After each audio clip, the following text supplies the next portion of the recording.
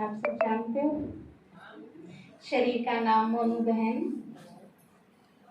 भैनी गांव से धनपति माता की बेटी। देखो, बहुत सौभाग्य का दिन है। मैं आपको क्लास नहीं कराऊंगी, मैं आप सबसे मिलने आई हूँ। देखो, आपस में जब हम ब्राह्मणों से मिलते हैं, सब पवित्र ब्राह्मण बैठे हैं, तो हम ही भविष्य में क्या बनने वाले हैं।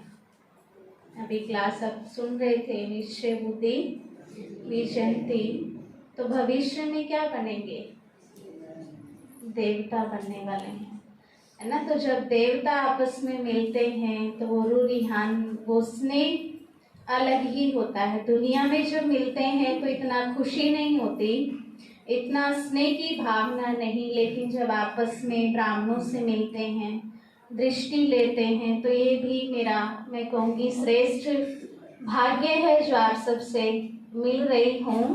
अब की बार जल्दी आना हुआ घर पे ड्रामानुसार, तो थोड़ा सा हम अपनी चेकिंग के लिए अपना देखेंगे। बाबा कहता है कि आपने 16 कला संपूर्ण निर्विकारी मर्यादा पुरुषोत्तम डबल अहिंसक परमो देवी देवता धर्म में जाना है ना।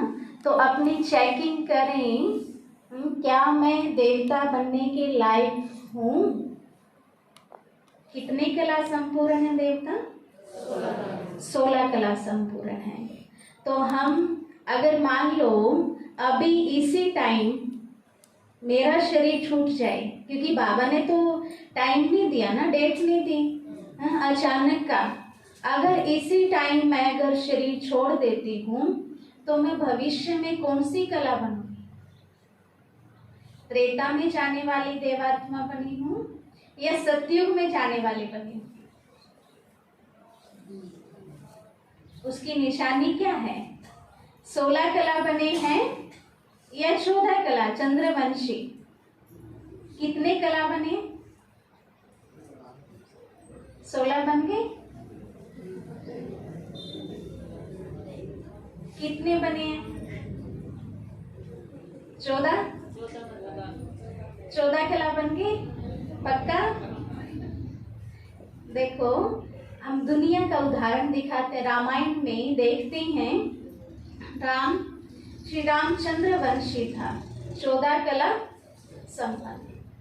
अब राम के जीवन में जब मेन एपिसोड देखते हैं, रामायण में शुरुआत होती है जब राजा दशरथ से जब कैकेयी उससे 2 वरदान मांगती है समय अनुसार। तो 2 वरदान कौन से मांगे थे कैकेयी ने? श्री राम जी को 14 वर्ष का वनवास और भरत के लिए, भविष्य के लिए राज तिलक, है ना। तो उस टाइम हम देखें तो कैकेयी तो बहुत प्यार करती थी राम से। कितना प्यार करती थी? श्री राम की जो माँ थी उससे भी ज्यादा प्यार कैकेयी करती थी। फिर भी उसके मन में ऐसा क्यों आया? राम के लिए वनवास किसने भड़काया था उसको? मंथरा ने भड़काया था। अब मंथरा कौन? इस ज्ञान के आधार से देखें, बाबा ने हर एक का क्लियर करके बताया। मंथरा कौन? मंथरा माना जब हमारा ये मन थरथर हो जाता है, कांपने लग जाता है, हलचल में आ जाते हैं। अब अपनी चेकिंग करना, ठीक है। तो बाबा ने बताया जैसे कुछ भी हो जाए तो ये नहीं बोलना हाय ये क्या हो गया। कुछ भी हो जाए, अचानक होगा, बता के तो नहीं आएगा ना। मान लो यहाँ से मैं जा रही हूँ, अचानक ही गाड़ी का एक्सीडेंट हो गया। अब गाड़ी बहुत महंगी थी, उसके खरोच भी आ गई। अब उस टाइम मेरी स्थिति कैसी है? हाय ये क्या हो गया, है ना। जब मन हमारा थर-थर कांपने लग जाता है, या दूसरों के कहने से हम दूसरों को भी देखते हैं कि ये तो बहुत आगे नहीं गया ना, इसको तो 20 साल हो गए ज्ञान में चलते, अभी तक तो इसी को थोड़ा थोड़ा गुस्सा आता है, इसी की कभी कभी मुरली मिस हो जाती है, मेरा हो गया तो क्या बात होगी। बाबा ने किसको बोला है देखने को?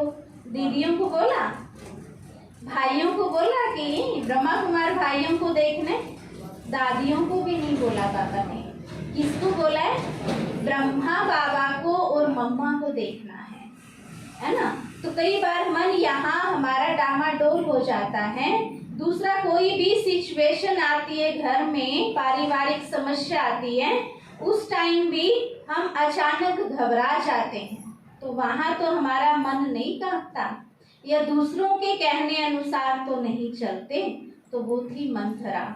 तो जब श्री राम जी को उसने कैकेयी ने बुला के कहा कि राम बेटा आपको 14 साल के लिए वनवास, तब श्री राम जी ने क्या बोला था? उसने कहा, श्री राम जी ने, बस माता 14 साल के लिए मैं, आप बोलो मैं जीवन भर वन में बिता सकता हूँ। अब सोच के देखें, ऐसी समस्या अगर हमारे सामने आती है, या भाई बैठे हैं, सोच के देखें हमारी माँ ऐसे कहे, फिर क्या हमारी पत्नी साथ जाने के लिए तैयार हो जाएगी? वो तो छोड़ो, खुद तैयार होंगे कि नहीं? खुद होंगे कि नहीं? प्रश्न पूछेंगे कि नहीं, क्यों? है ना, मेरे लिए क्यों? मैं तो बड़ा हूं ना, मेरे लिए राज्य सिंहासन है, भरत को भेजो वनवास, मेरे को क्यों भेज रहे हो? नहीं बोला। उसने क्या कहा? बस माता 14 साल के लिए मैं तो जीवन भर वन में बिता सकता हूँ। अब साथ साथ कौन तैयार होगी? माँ सीता भी तैयार होगी। उसने क्या कहा? पतिव्रता धर्म जो है, मैंने आज्ञा की, मैंने वायदा किया फेरे लेते हुए कि जब जहां आप जाओगे वहां भी मैं आपकी सुरक्षा के लिए। वैसे राम को कोई डर नहीं था, क्योंकि वो तो खुद में एक भक्ति मार्ग में तो भगवान माना गया। तो यहाँ जब सीता ने भी कहा कि मैं तैयार हूँ, अब सोच के देखें, इस दुनिया की सीता होगी क्या तैयार साथ जाने के लिए? होएगी? नहीं होगी। फिर साथ साथ तीसरा कौन तैयार हुआ? लक्ष्मण। लक्ष्मण माना क्या? लक्ष्य, है ना, उसका लक्ष्य भी साथ था। तो अब यहाँ अपने प्रैक्टिकल जीवन में सोच के देखें, माता का वचन निभाने के लिए सिर्फ उसने एक संकल्प भी नहीं उठाया, क्यों, क्या होगा, कैसे होगा, ऐसा अचानक कैसे हो गया।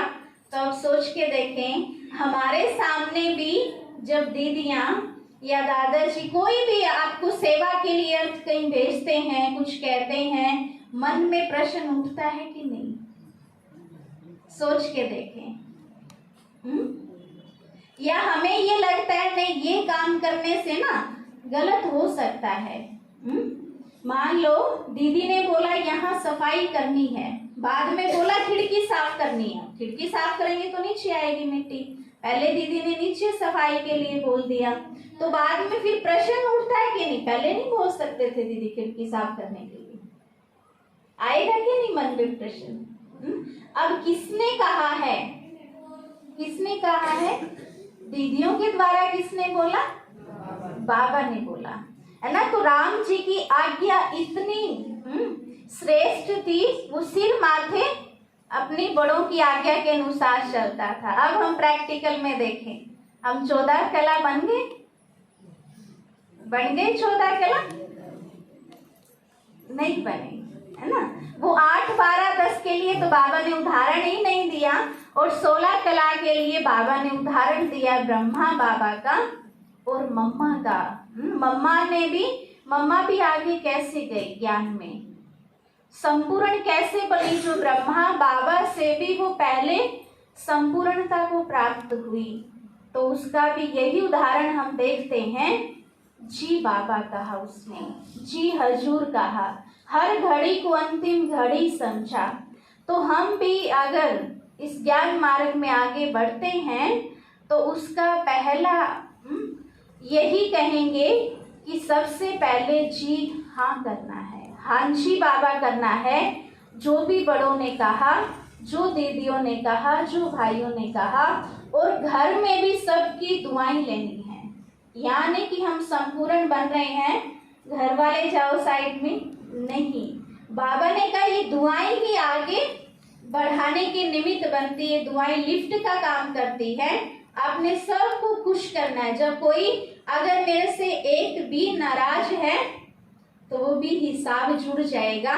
और कोई भी पेपर आता है तो उसके लिए हिसाब ना समझें, कुछ भी हमारे जीवन में समस्या आती है वो परीक्षा समझें। और जब परीक्षा में पास हो जाते हैं, हिसाब किताब में तो मन में प्रश्न आएगा कि मेरे साथ ही ऐसा हिसाब किताब क्यों, मेरे साथ ही होना था ये, किसी और के साथ क्यों नहीं हो।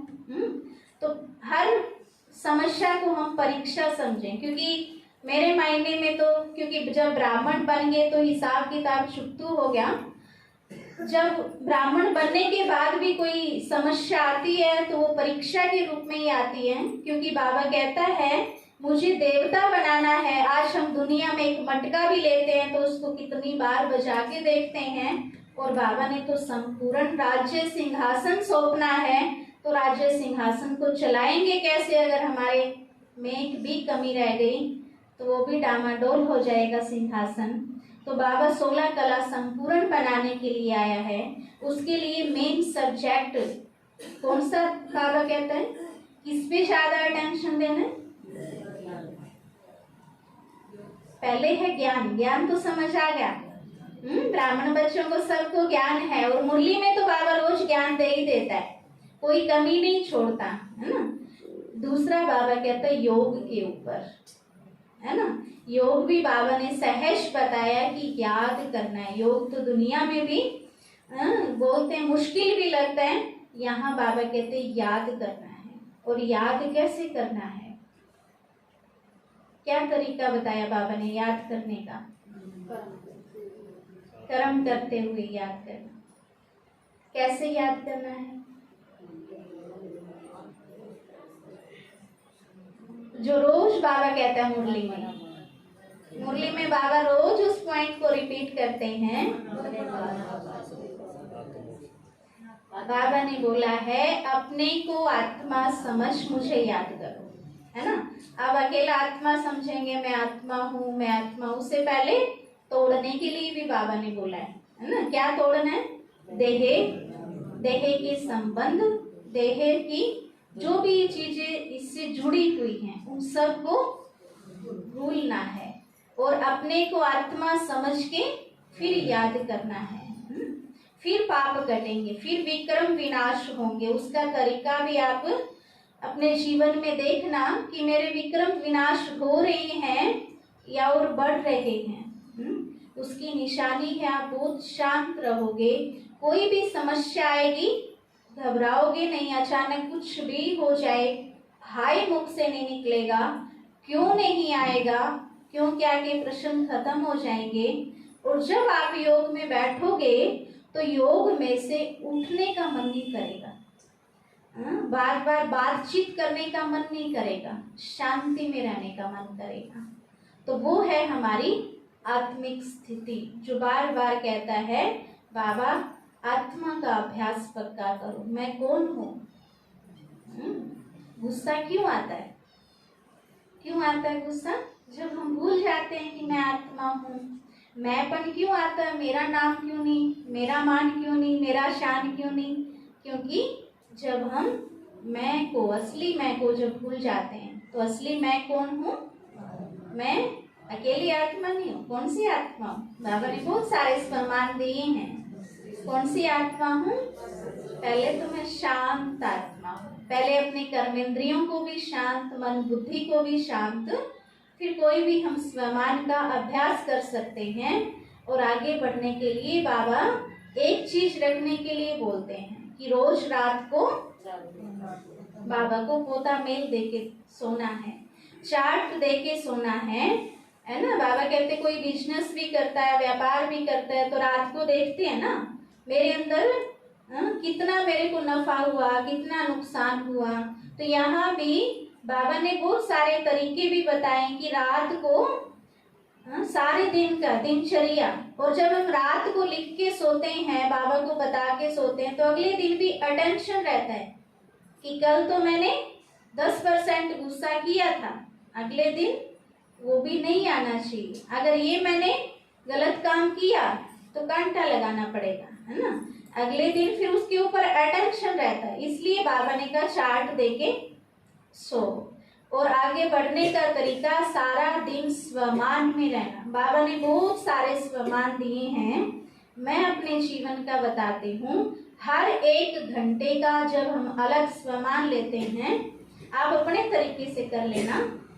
सवेरे 4 बजे से हमारी दिनचर्या शुरू होती है, तो 4 बजे मैंने स्वमान लिया, ज्ञान सूर्य शिव बाबा, ज्ञान चंद्रमा ब्रह्मा बाबा की मैं विशेष आत्मा हूँ।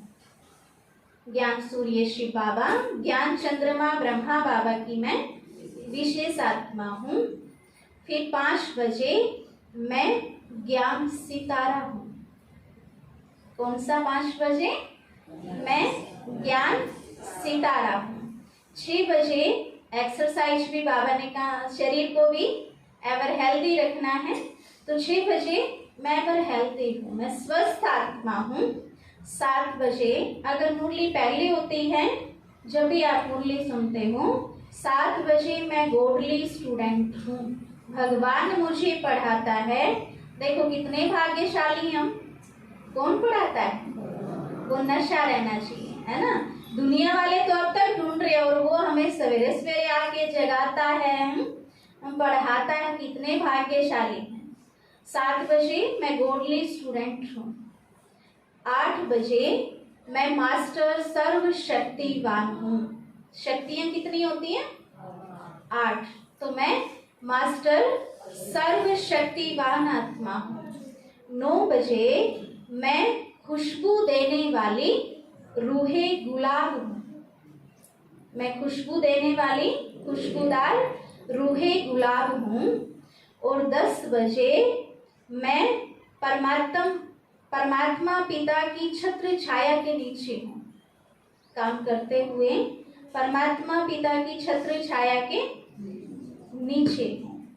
और 11 बजे मैं बाप दादा के साथ हूँ। किसके साथ हूँ? बाप दादा मेरे साथ साथ, कंबाइंड रूप का। 12 बजे मैं जागती ज्योत हूँ।